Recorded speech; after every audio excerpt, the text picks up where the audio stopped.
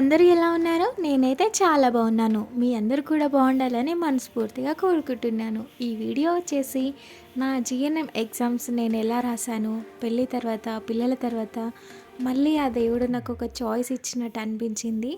So ఆ చాయిస్ని నేను సద్వినియోగం చేసుకుందామనేసి అమ్మ వాళ్ళ దగ్గరికి వచ్చి ఎగ్జామ్స్కి అయితే ప్రిపేర్ అయ్యాను.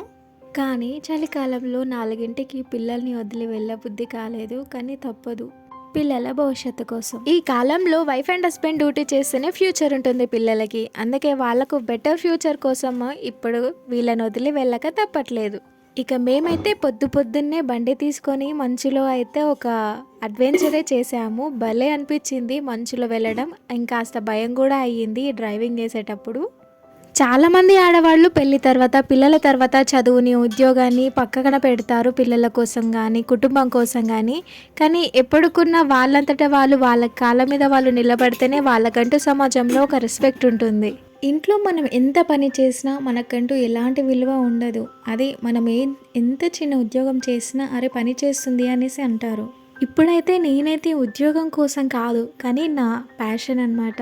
మెడికల్ ఫీల్డ్ అంటే నాకు చాలా ఇష్టం. ఇక ఈ వీడియోలో అప్పుడు మేము ఎగ్జామ్ ఎలా రాసాము, ఎలా ఎంజాయ్ చేసాము, ఎదుర్కొన్న పరిస్థితులు ఏంటి, ఫన్నీ మూమెంట్స్ ఏంటి, ఇవన్నీ చూడండి. భలే ఇంట్రెస్టింగ్గా ఉంటుంది. లాస్ట్ వరకు చూడండి. ఫస్ట్ డే రోజైతే మేమైతే హాస్టల్కి వెళ్ళాము. అంటే ఐడెంటిటీ కార్డులు మా దగ్గర లేకుండే. ఇక ఐడి కార్డ్స్ తీసుకొని మేమైతే బయలుదేరాము. ఎగ్జామ్ సెంటర్కి అయితే వచ్చాము. ఫస్ట్ డే కాబట్టి వెహికల్ తీసుకొని వచ్చాము. తర్వాత అయితే మేము బస్కే వచ్చాము. ఇక మార్నింగ్ 4 o'clock వచ్చాం కాబట్టి టిఫిన్స్ అట్లా ఇంట్లో చేయడానికి ఇబ్బంది, అంత పొద్దున తినలేము అనేసి క్యాంటీన్కి వచ్చే తిన్నాము. ఫస్ట్ డే రోజు అన్నయ్య వెహికల్లో వచ్చినాను. అసలు కొద్దిగా పడలేదు, అది ఫుల్ వామిటింగ్స్. నాకైతే అసలు చదివినవి కూడా అసలు గుర్తు లేకుండా అయిపోయింది నా మైండ్ మొత్తం. అసలు టిఫిన్ కూడా సరిగ్గా తినలేదు. ఇక మా వాళ్ళైతే తినురా తినురా అన్నారు, కానీ నాకు అస్సలు తినాలనిపించలేదు. ఇక కాస్త ఏదో ఒకటి తినాలి, కొద్ది ఎనర్జీగా ఉండాలి అనేసి స్వీట్ కేక్ ఉంది, అదైతే చాలా బాగుండే. కాస్త అవి కూడా తినబుద్ధి కాలేదు, కానీ ఎనర్జీ కోసం అయితే ఒక 2 తిన్నాను. ఇక నన్ను ఊరిస్తూ మా వదిన, మా ఫ్రెండ్ గ్లోరీ అయితే చక్కగా దోశ తిన్నారు. ఎగ్జామ్స్ బాగా రాయి.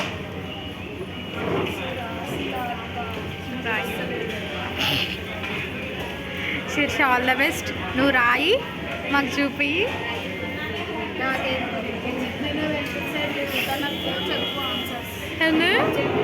మాకు వస్తే నీకు చెప్తాం. దండయాత్రకు బయలుదేరుతున్నావు.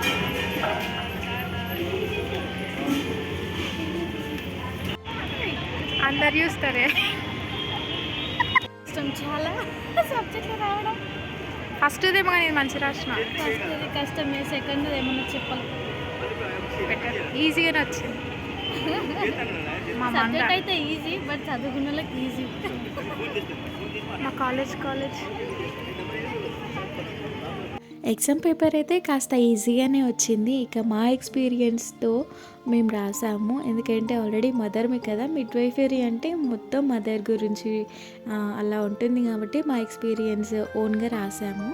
పర్లేదు, బాగానే రాసాము. ఇక బయటికి వచ్చిన తర్వాత వదిన టీ తాగింది. ఇక నాకు అదే వామిటింగ్ సెన్సేషన్ ఉండే కాబట్టి కాస్త బిస్కెట్స్ తిన్నాను. అసలు ఫస్ట్ డే రోజైతే మార్నింగ్ తిని నైట్కి తిన్నాను. అసలు ఎలా పడలేదు అసలు కార్ నాకు. బయటకు వచ్చాక అయితే నిజంగా నాకు భయమైంది. ఎందుకంటే సిటీ ఫస్ట్ టైం ఇండివిజువల్గా, నేను ఒక్కదాన్నే కాదు, మా ఇద్దరు, ఇంకా మిగతా ఇద్దరు కూడా అంతే.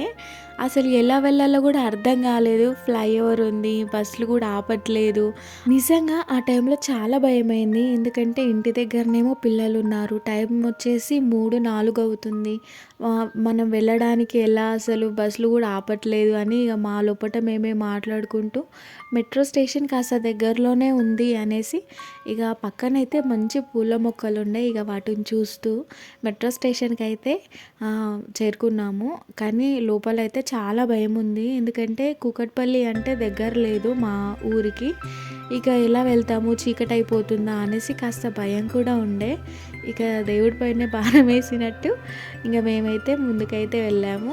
నాకు ఆ టైంలో అనిపించింది, నిజంగా ఇంట్లోనే కూర్చొని కార్లోనే తిరిగి బస్సులోనే అమ్మ వాళ్ళతో వెళ్ళి నాన్నతో బైక్ మీద వెళ్ళడం కాదు, మనకంటూ ఒక స్వేచ్ఛ ఉండాలి, మనకంటూ ధైర్యం ఏర్పరచుకోవాలి.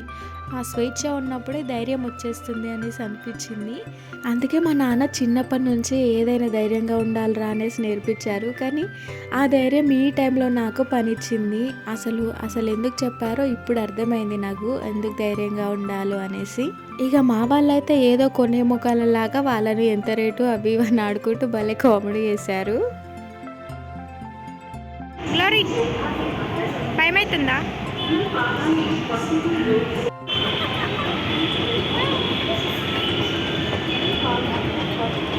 మొత్తానికైతే మెట్రో స్టేషన్కి వచ్చినాం, కానీ టికెట్ ఎలా తీసుకోవాలి, ఎలా వెళ్ళాలి అనే విషయం అస్సలు తెలియదు. అసలు ఎంత ఇబ్బంది పడ్డామో. ఇది స్కాన్ చేయాలని తెలియక లేచి కుక్కింది మా వదిన. తర్వాత ఒక ఆపత్ బాంధవుడు వచ్చి అది కాదమ్మా ఇట్లా అని చెప్పారు. అది దీన్ని వేసి కుక్కింది అట్లా తెలియక ఫస్ట్ టైం. అది సంగతి. వదినతో పాటు మేము కూడా స్కాన్ చేయాలని తెలియక కుక్కినప్పుడు ఏడవకు మంచిగా ఉండు ప్లీజ్.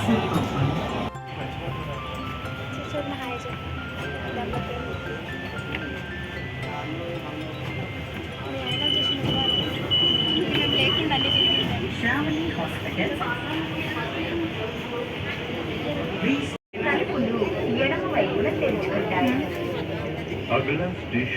ఏడుస్తట్టుంది, కడుపు ఏడుసేటట్టుంది.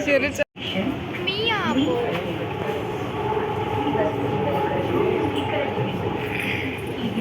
చివరి స్టేషన్. తలుపులు ఎడమ వైపున తెరుచుకుంటాయి. లెఫ్ట్ అండి.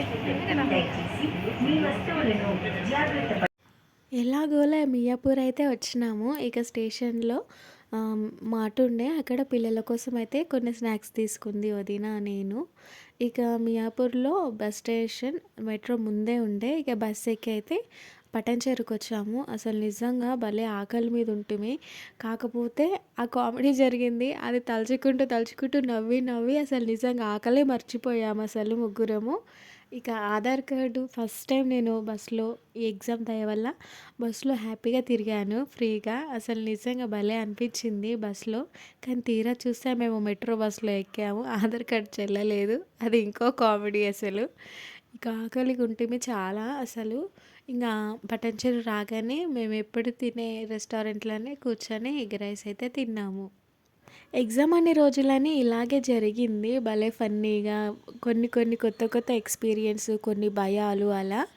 ఏదైనా సరే, ఏదైనా మనం చేస్తేనే అందుట్లో కొన్ని నేర్చుకుంటాము, కొన్ని నేర్పిస్తాము కదా.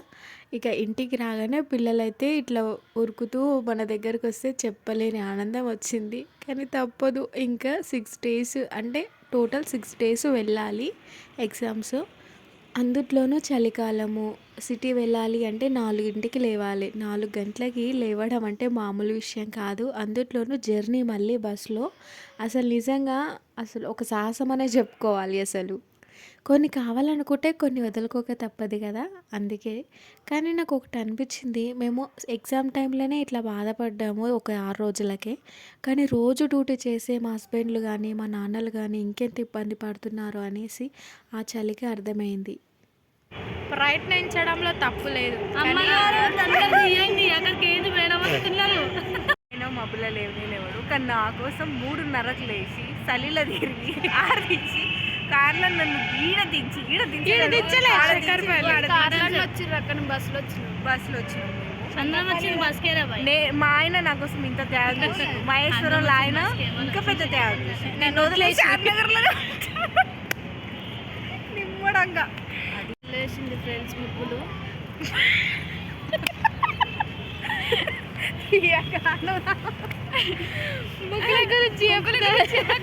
పోలీస్ కూడా వచ్చింది ఫ్రెండ్స్. అయితే రోజు ప్రాక్టికల్స్ గట్టిగానే అవుతాయి ఫ్రెండ్స్. చూడండి పోలీస్ పోతుంది, భయం కూడా అవుతుంది. ప్రాక్టికల్స్ లూజ్ లేవంటే స్ట్రిక్ట్ ఉన్నాయి. ఎగ్జామ్స్ రాసి అలసిపోయి ప్రాక్టికల్లో ఇరగదీసి థమ్స్అప్. ప్రాక్టికల్ చాలా బాగా రాసాము. వైవా బాగుంది. యా, నేను చాలా మెచ్చుకుంది తెలుసా. రాసిన ఓన్ టాపిక్ అయిన పని చాలా నీట్గా చాలా బాగా వచ్చింది అంటుంది. ఎవరు లేదు నేనా? మార్క్స్ వేస్తున్నారు ఏమన్నది నీకు మేడం? నన్నే అన్నదిలే. Last year second year exams రాసినప్పుడు కాస్త భయంతోని టెన్షన్తోని అంటే 4 ఇయర్స్ గ్యాప్ వచ్చిన తర్వాత రాసాం కాబట్టి కొద్దిగా టెన్షన్తోనే ఉంటాయి. కానీ ఈసారి మాత్రం మా గ్యాంగ్లోకి హారిక అనే అమ్మాయి వచ్చింది. అంటే లాస్ట్ ఇయరే పరిచయం అయింది. ఈసారి మాతో పాటు కూడా థర్డ్ ఇయర్ రాస్తుంది. భలే కామెడీ చేసేది అమ్మాయి అసలు నిజంగా. ఆ టెన్షన్ కానీ ఆ భయం కానీ అన్నీ పోయినాయి అసలు తన వల్ల.